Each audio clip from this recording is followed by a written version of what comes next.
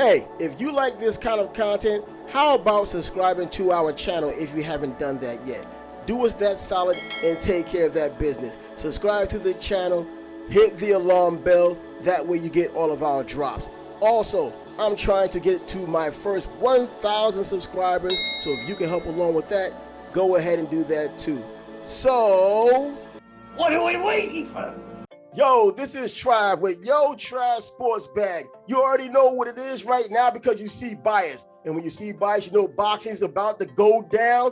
So let's get right to it. We know that there's a huge fight this Saturday between Gervonta Davis and Romero. We're going to talk about that, but we know why you're here. You saw the thumbnail and you saw the image of Canelo Cinnamon Alvarez, and it said, cherry picker. Are you serious? Is this guy really a cherry picker? He's done a lot in boxing, but that's what Bias and I are here for right now. We're going to give it to you, break it down to you over the next several minutes as quickly and as concise as possible. So Bias, how did it come to this? How can a fighter who fought so much and now in the prime of his career be looked at as a cherry picker when there's been a lot of belts in different weight classes picked up during the process? Well, I wouldn't necessarily call him a cherry picker, but his career has been guided very strategically. He's fought a lot of guys with decent names, decent records, but if you really critique those guys, who have they beaten? Who has Caleb Plant beaten to be considered a really good fighter? Who has Billy Joe Saunders beaten to be considered a really good fighter? You know, a lot of his fans say, oh, he's fighting this champion, he's fighting this champion. Everybody knows there are too many champions out there right now. Yeah. Just because somebody's a champion does not make him a good fighter. Now, I'm not gonna say they're bums or I'm not gonna discredit them as far as not having talent, but are they killers? No. And Canelo was just trying to keep finding guys to make him look good, slow guys that he could hit. And he came across a guy who wasn't one of those guys. Caleb Plant gave him a lot of problems, but when he got caught, he folded. Bivol didn't fold, and that's the difference. He was there, and he couldn't knock him out. So that's why Canelo lost. Well, when it comes down to it, in today's age, as we already know, as you mentioned, there are too many champions. Everybody's a champion.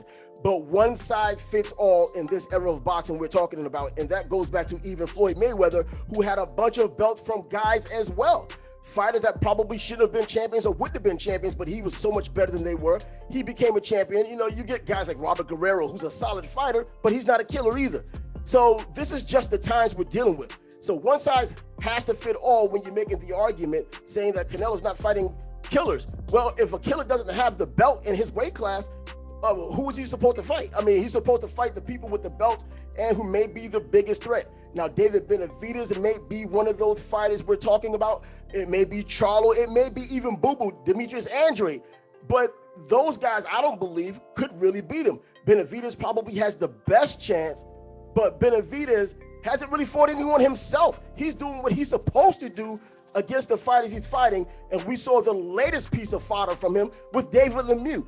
So until he fights somebody, I think those guys, Boo-Boo, Benavidez, and Charlo, they should have their own round robin and find out who needs to fight Canelo. Now, as you said, his career has been carefully crafted. I don't know if it can be carefully crafted on the highest levels as he has done, because he's gone to multiple weight classes, 154, 160, 168, 175, and you have names on there. Now, of course, Kovalov is one of those names, and he was not a shot fighter, but he was definitely not what he was against Andre Ward. He was in the clubhouse. Come on. But just the fact that he came. He wasn't on the course no more. You know, he's not in the clubhouse, he's not in the course. He was in the stands. He was in the grandstand just clapping, you know, getting the peanut gallery. But the deal is this. There has to be something said from a fighter who came up from 154, who eventually ended up at 175 and won a championship. You know, that needs to get a little bit more credit when a fighter comes from down that far to this particular fighter. So, and with that being said, you know, he's moved up several times. So do you give him a lot of credit, full credit? Where do you have him in the pantheon of boxing, but specifically Mexican boxing? I say he's on the cusp of the top 10. He's still got more work to do as far as Mexican all-time boxers. Mm-hmm. He's not top 10 for me yet. People are still saying he's still number one pound for pound. He was never number one pound for pound on my list. Now, that may not matter to anybody, but since I'm the one talking, he was never number one pound for pound in my opinion. You know what? I think sheer volume. He's fought the names, the people that he made names, or people who actually had some kind of name and they were a belt holder and considered a champion and undefeated. And we saw how he was able to beat these guys. And he's knocked out some of these guys. And he was impressive doing it. Now, as you also mentioned, he's had problems with Caleb Plant, but he's always has had problems with guys who move. We saw it in the past. You know, he had problems with Lara when he moved. Obviously, Mayweather when he moved. I mean, to a degree, Amir Khan, he had trouble with the movement and the hand speed until Amir Khan became Amir Khan. So, you know, he's always had that as an Achilles heel, and it was accentuated even more when he fought Bivol, a guy who had every advantage in terms of height, in terms of being a natural light heavyweight, and overall skill. Even though I knew he had skill, I still picked Canelo more because of Las Vegas judges, but I still thought Canelo would bring more to the fight. And he didn't. He actually regressed in that fight. Nothing he could have done would have changed the outcome. Right. If I was a Canelo fan, I would have been so frustrated. I would have been yelling at the TV, cut off the ring. Where's the jab? Go to the body. He had no idea how to get inside. And just the few times they did get inside, Bivol gave him the business and he backed up. He didn't know how to get inside, stay there and put in work. So, you know, based off that, the eye test tells you he doesn't have the skills to be number one pound for pound. But you know what? You can get by. Skills pays the bills a lot of times, but sometimes just straight grit. He didn't get by with either one in that fight when he fought Bivol. I mean, it was a mismatch when it was over. He can make every excuse he wants. The judges were trying to really put the fix in, and they couldn't get around to it because it wouldn't have been accepted. Something would have really happened if those guys would have picked Canelo to win that fight. And the funny part about it, Oscar De La Hoya tells him, you should have come back to the greatest promoter ever. It would have never happened that way. Why? Because you'd have added an extra few pounds of cash into someone's pocket and they would have changed it, as we've seen in the past with C.J. Ross or with Adelaide Burt. Come on, get out of here. Speaking of De La Hoya, it was very similar to when he fought Felix Sturm. Oh, God. Come on. Sturm didn't get the decision from the judges, but everybody knows he won. Oh, exactly. Everyone knows that he won. Look at it, got things flying around. Everyone knows that he won. But another thing I want to talk about Canelo in terms of on the side of him having some sort of greatness to him, his career isn't over, so we don't know exactly where he'll fall. He's going to the Hall of Fame. We already know that part. But this day and age, some people are getting to the Hall of Fame that probably shouldn't be there. But in his case, I mean, like he's gone from step to step to step to get to where he's at. That going up to 175, whether it was Kovalov or even Bivol, yo, bro, that's just a tremendous step. Not only the skill that you're going to have, but just the overall toughness and carrying the weight and then taking the beating that he did and not going out. He went kind of sort of out on his shield. He just took a beating in my opinion, but he did go kind of sort of out on his shield. And he tried to make reasons for why it had happened. But if he's not that great, look, Marvin Hagler never moved up. I know there wasn't a 168-pound class when Marvin Hagler was fighting, but he never moved up.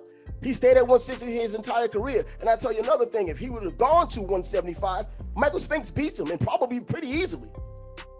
Probably, yep. My thing is, why is he fighting Triple G now? That fight serves no purpose, unless it's a stay busy fight for him. But it's not stay busy because he only fights 2 times a year. So he's gonna fight in September, then he won't fight again until May. So what's the purpose? Well, he's fought 5 times since December 20th of 2020. So, and that's including all the COVID stuff, the stopping and going and not fighting at all. So he's fought more than most people, and he's put some solid names on the resume while he was doing it. He's fought more than everybody else. So I guess while everyone else was standing still, it gave him range to go to the #1 boxer pound for pound, even though the quality may not have been as much as probably Errol Spence or Crawford. Well, Crawford's kind of sort of in the same boat too in terms of names, but regardless of, accomplishment-wise, Canelo fights often. He fights the guys who are considered the top guys when the belts are on the line or whatever sanctioning bodies is sanctioning the fight, and he beats them. So I think that's why he made it, and I think deservedly so. Now he's also dropped in the ratings now, and deservedly so, because he lost. The letter of the law and the spirit of the law kind of meshed together, and he should not be number one right now. But going back to Triple G, why is he fighting him now? It's more because Triple G has been asking for it all this time, regardless of how old he is, about 40 years old now. And he did not look good in his last fight. Who's been asking for it? Charlo's been asking for it. But those guys should fight one another. What have they done to deserve it? I mean, there's been more fan crying about. What did Caleb Plant do to deserve it? No, he didn't deserve anything. He had a belt, though. Those guys have nothing. Beefy Smith, or I can't even remember if that's his last name or not. The beefy guy. What did he deserve? Yo, look, you know what? Now, in all the fights that Canelo has had, he also needed a breather like a lot of fighters do. You know what I mean? Even Floyd Mayweather had his Andre Berto when Andre Berto was absolutely shot.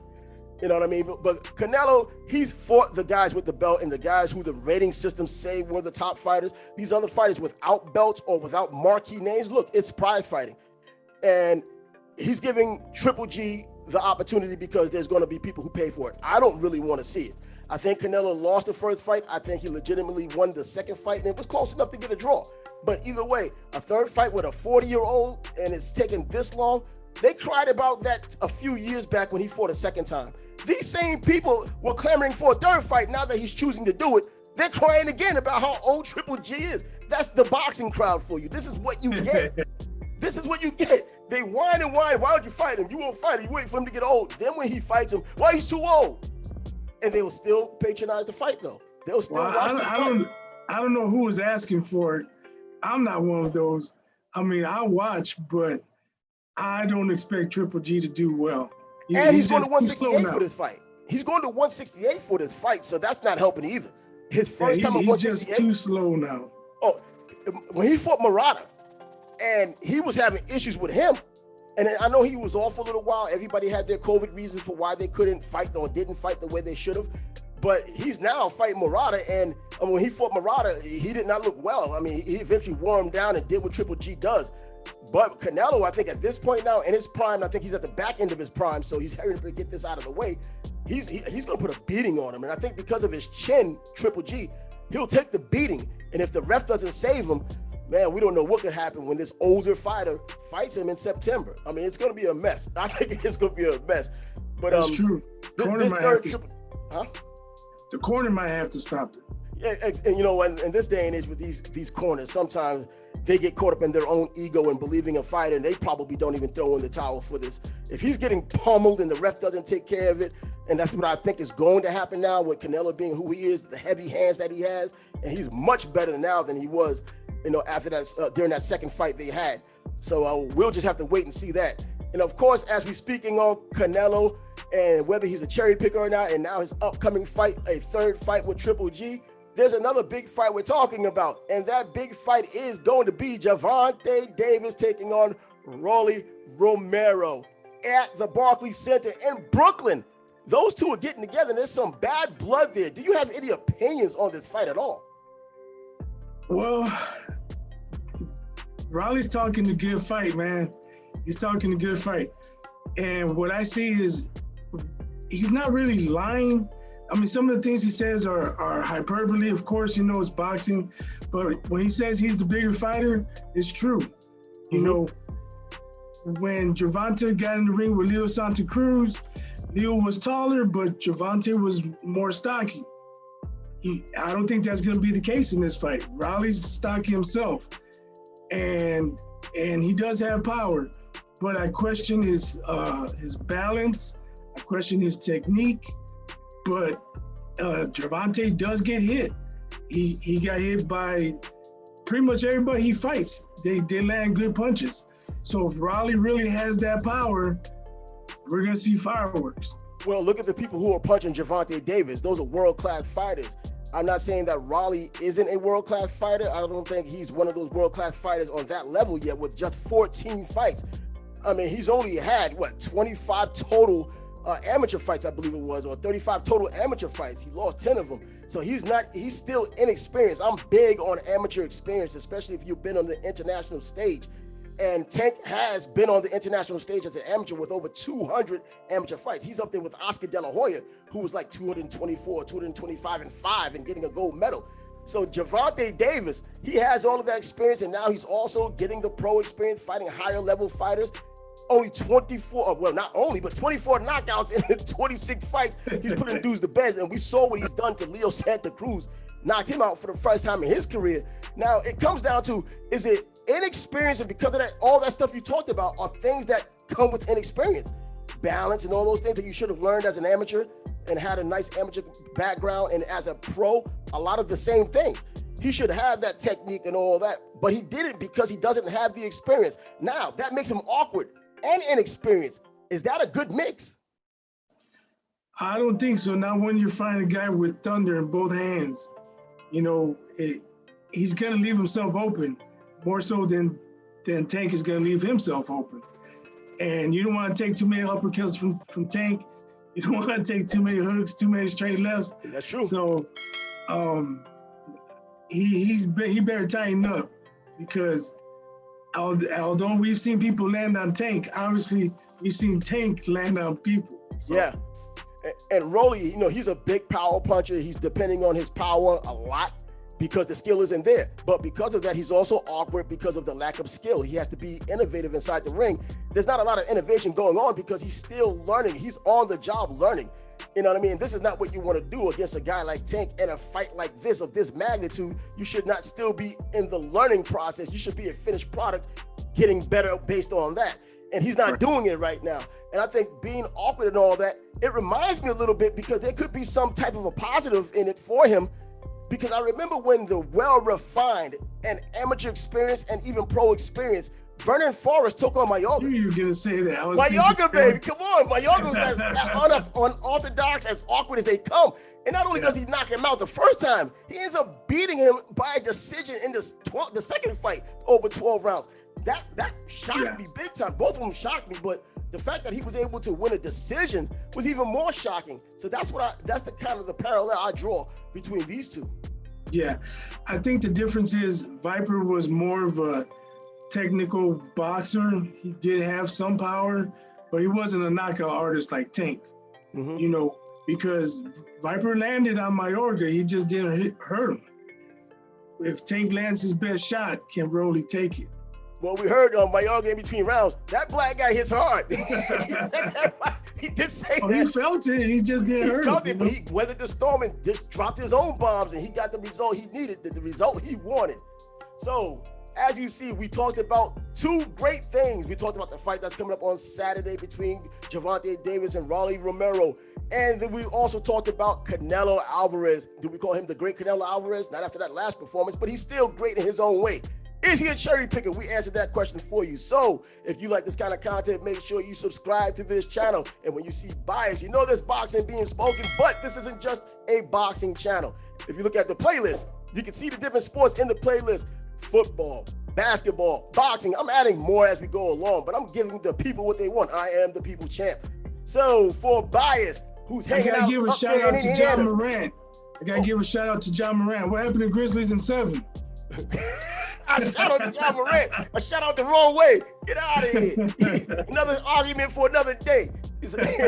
What about Billy? What about Jimmy Buckets? All of a sudden, the Buckets are just at Kentucky Fried Chicken. They stopped from Miami. What the heck is going on? I don't know, man. That is a crazy series right there. That series is crazy. I can't call it. Once again, that's Bias. I'm Trav. Thanks for joining Yo Trav Sports Bag. The topic this time around was boxing, and until next time.